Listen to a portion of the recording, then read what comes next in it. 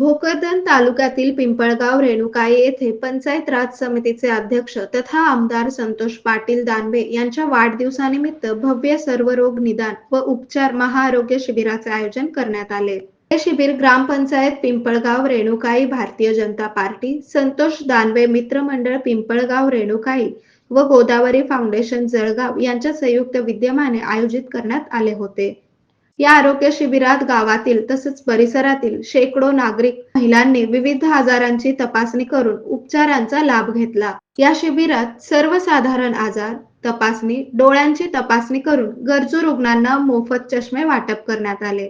या कार्यक्रमाला आमदार संतोष पाटील दानवे यांच्यासह आशा पांडे, गणेश इंगळे, सुखलाल बोडके, परमेश्वर पाटील लोखंडे, गणेश पाटील लोखंडे, शेखर श्रीवास्तव, मनीष श्रीवास्तव, शरद पाटील भारुडे, रमेश तराळ, अण्णा पाटील, कृष्णा पाटील मिसाळ, अशोक पाटील सोनावणे, कडबा तात्या देशमुख, गणेश निकम, माणिकराव साळवे, श्रीरंग खडके, हनुमंत शिंदे आदी मान्यवर उपस्थित होते।